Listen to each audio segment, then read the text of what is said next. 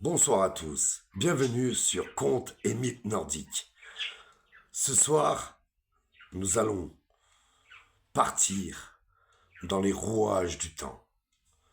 Ce soir, je vais vous conter la guerre des dieux, la guerre des As et des Vans, la guerre de ces deux familles qui se sont battues pour le Valhalla. Les As n'étaient pas les seuls dieux.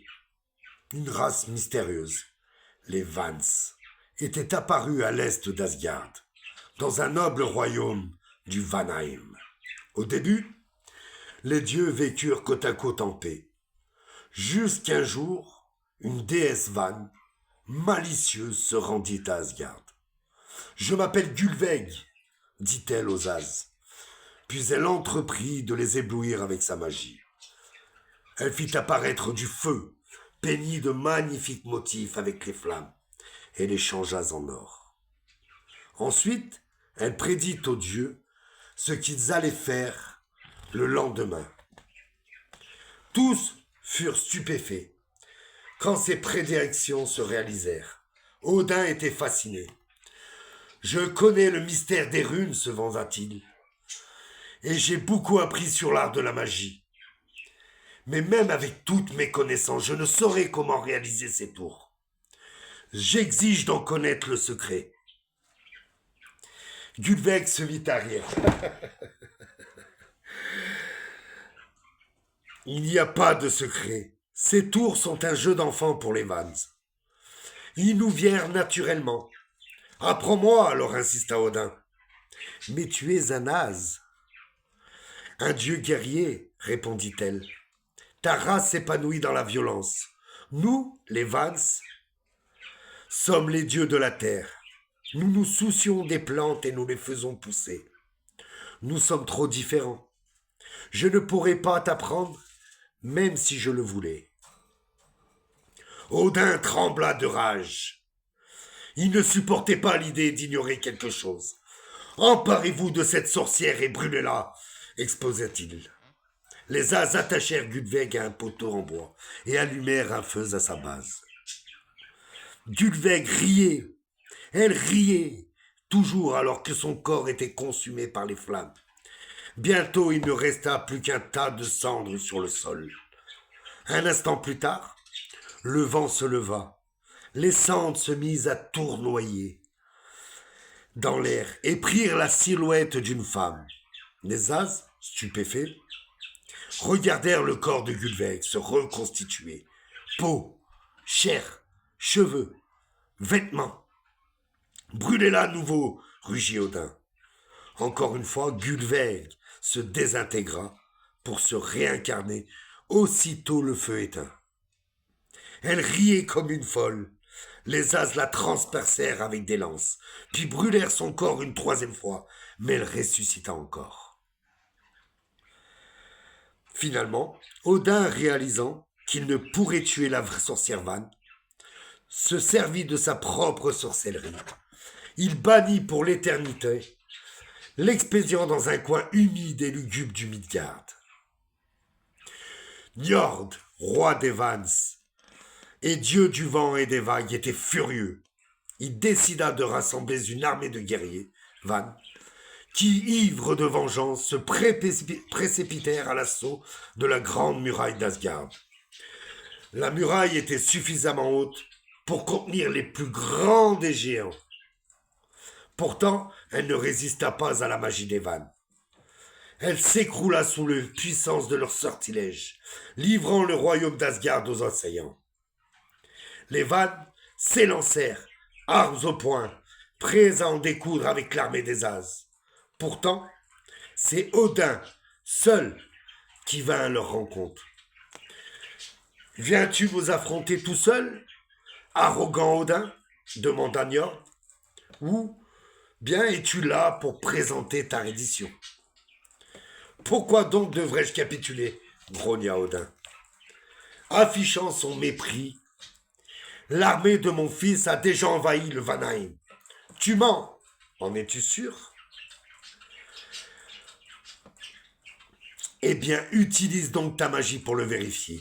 Njord lança un sort, scruta les nuages et vit Tyr avec le plus brave des As qui marchait à travers le Vanheim, à la tête d'une immense armée. Aux côtés de Tyr se tenaient ses deux généraux, Hoenir, le compagnon d'Odin, et Balder, le fils d'Odin.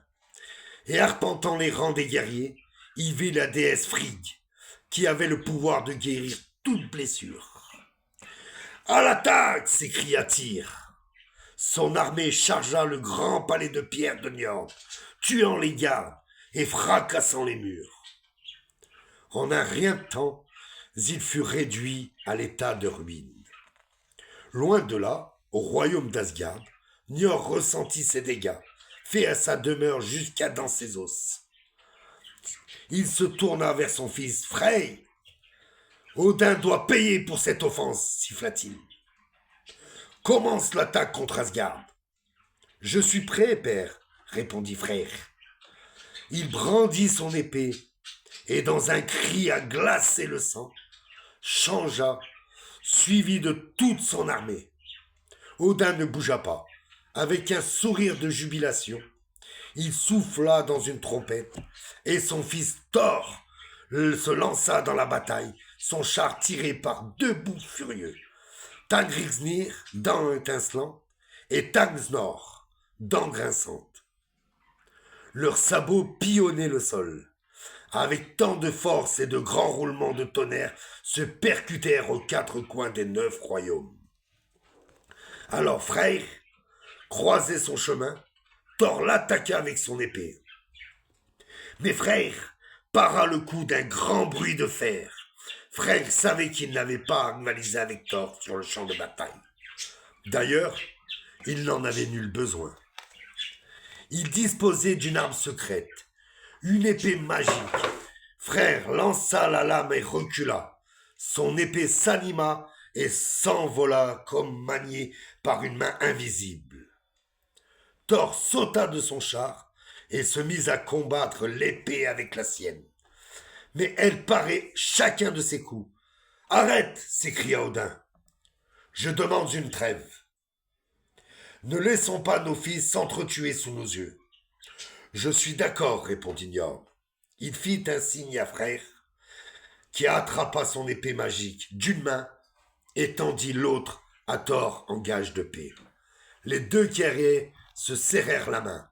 « Maintenant, rappelle ton armée, demanda Njord à Odin. Elle a déjà détruit ma demeure. C'est fait, déclara Odin, pointant le doigt au loin. Regarde, j'ai envoyé mes corbeaux ordonner à Tyr de retourner à Asgard. Nous retournons donc aussi au Vanheim, dit alors Njord. Ou bien, commença Odin, en signe de cette nouvelle paix, pourquoi ne pas rester ici à Asgard et assister au conseil des As? J'ai même l'idée de pouvoir garder un œil sur toi, réfléchit Njord. J'accepte, à une condition. Promets-nous de garder un dieu As au Vanheim. Volontiers, répondit Odin. Prends donc mon compagnon Hoenir. Hoenir s'interrogea Njord. À quoi est-ce bon ce simple d'esprit? Mon compagnon n'est pas un simple d'esprit, fulmina Odin. Il n'y a pas de conseiller plus attentif que lui. Il fera un excellent président pour votre conseil. Mais pour l'aider, j'enverrai aussi Mimir au Vanheim. Mimir garde de la fontaine de la sagesse. Il y a peu de choses qu'il ignore.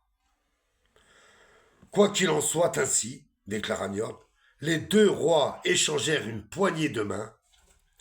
Njord construisit un nouveau palais à Asgard, tout comme son fils, Freyr, et sa sœur Freya.